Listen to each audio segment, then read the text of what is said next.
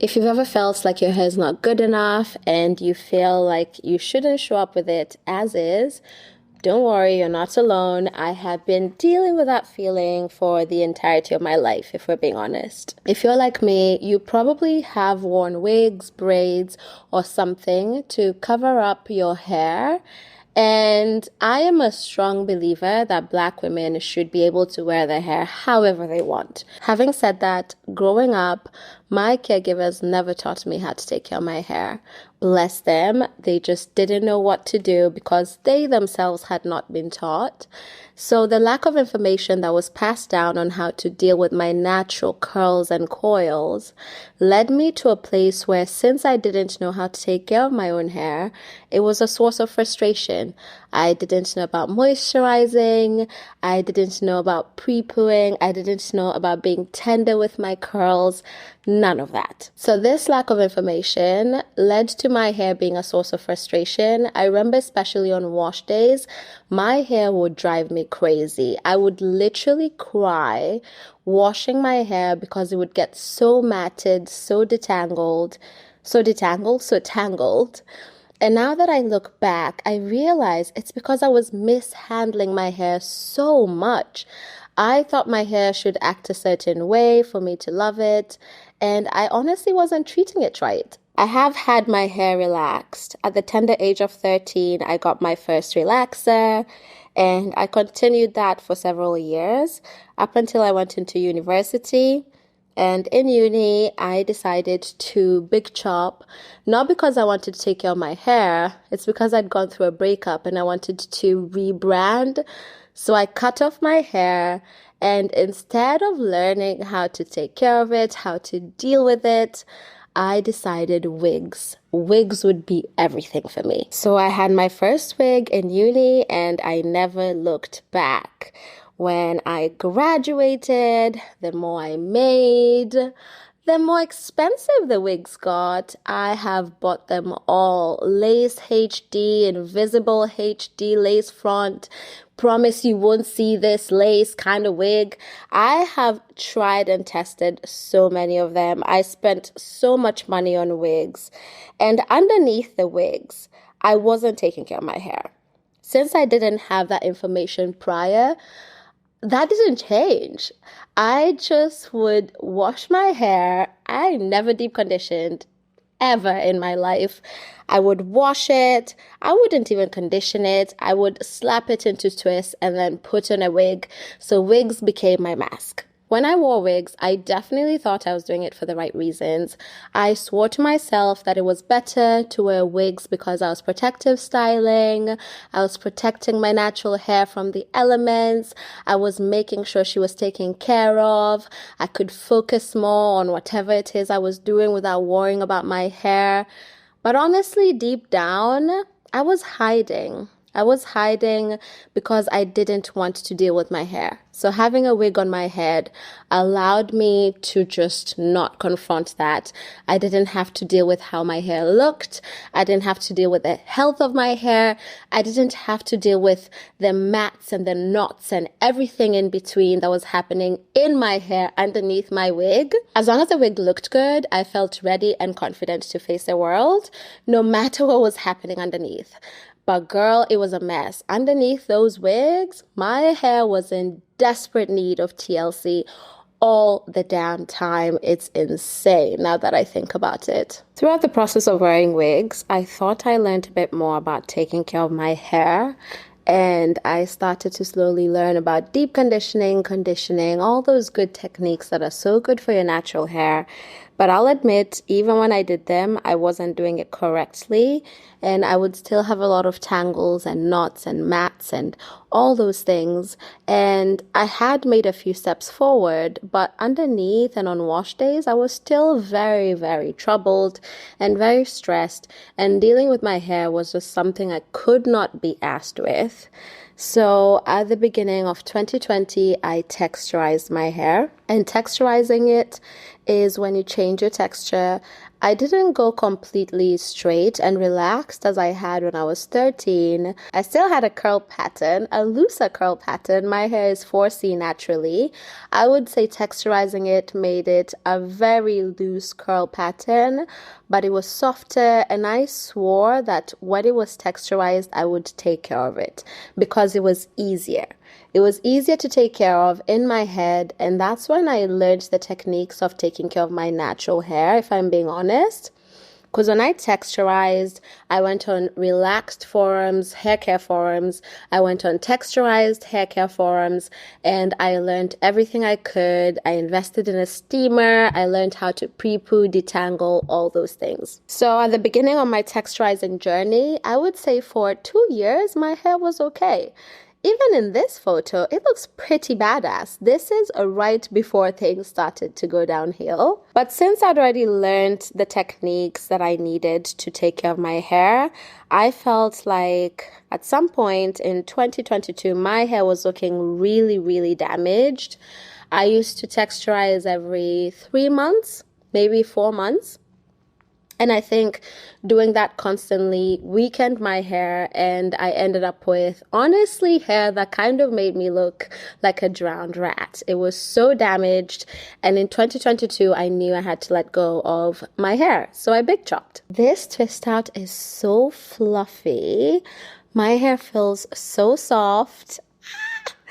The last two now, oh my God. So when I big chopped, I decided I was not going to wear wigs anymore. I was like, we've now big chopped. We can take care of our hair. We don't need to fall back to wigs. I can't hide behind wigs anymore. This decision didn't come as quickly.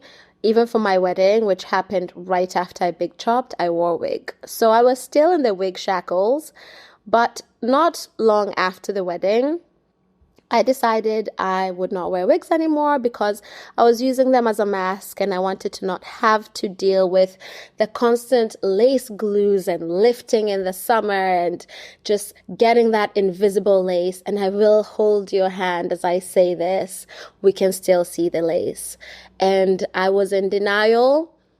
I bought all the invisible lace fronts you can think of, and they were still visible. When I look back on photos, I can see the lace 100%. And yeah, I decided I was no longer going to fall back on wigs. In the meantime, it wasn't a forever decision, just a for now. Let me learn how to not rely on wigs for self-confidence and self-love.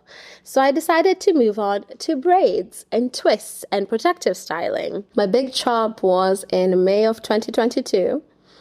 And not long after the declaration to never wear wigs again, because I needed to take care of my hair and be natural and love my hair as it was, I fell into doing braids and protective styling back to back to back to back to back to back. I'm being very gentle with my hair because it deserves that. I'm going to take a pick and I'm going to fluff my roots. Oh, that twist out is stunning. OMG, I'm happy with it. I was about to change up my hair recently, and I was about to deep condition and get back into my protective styling. And I realized that since I big chopped 2 years ago, over 2 years ago now, I have had back-to-back protective styling. I have not let my hair out. My turnaround with my braids is a day. I will take out my braids today, deep condition my hair, and tomorrow I'm back in braids. I do not let my hair breathe. And the same reason I was wearing the wigs, I've realized I've been doing the braids. And that is, my hair still doesn't feel good enough. To my conscience, in my eyes, my hair is still not good enough. So I was trying to examine why I've been feeling like my hair is not good enough. And I realized that the hair I see on social media as 4C goals, 4C, I don't know why I quoted that. 4C natural hair goals, 4C amazing hair has been bigger, fuller, denser, voluminous. I have become so conditioned to seeing perfect big hair, and it's made me feel like because my hair does not look like that, it's not worth it yet for me to wear it out, for me to show up with it as is. And Maybe you're like me. Maybe you've been waiting for the perfect day when your hair looks a certain way for you to show up. And I'm here speaking to you as much as I'm speaking to myself.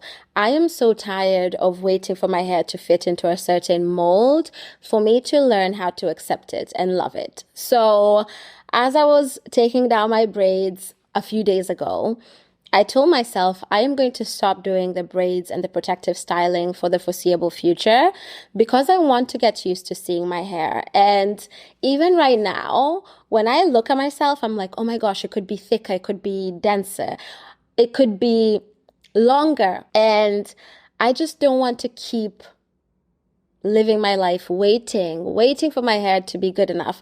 And I can apply this to so many respects. Waiting for my body to be good enough, waiting for my life to be good enough for me to feel like I deserve to show up. So I've decided no more braids. The same reason I decided to stop wearing wigs a few years ago.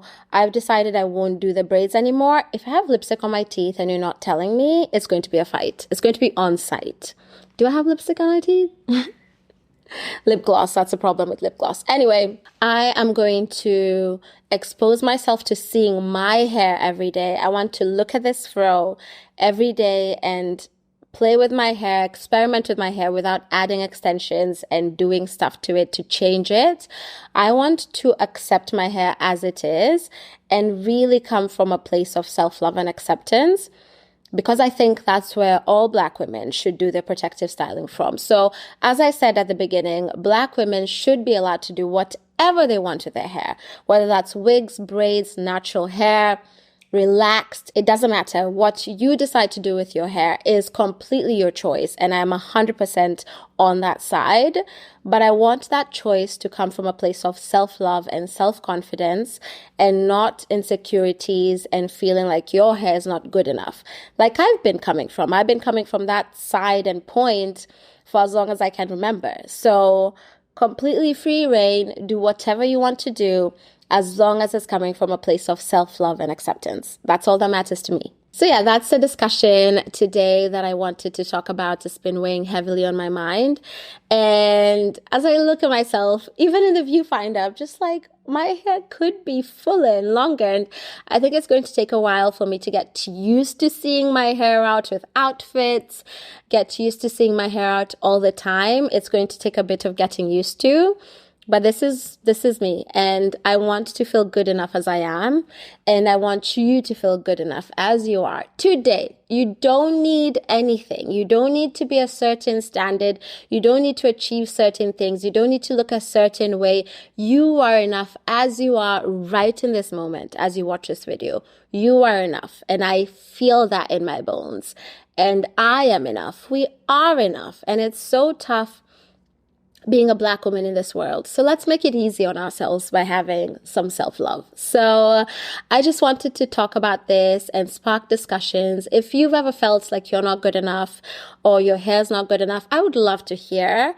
I hope I'm not alone in this, as sad as what I'm dealing with is. Or maybe I am. Maybe I'm just too much chronically online and I'm always comparing myself, and I need to change that, and I am working to change that.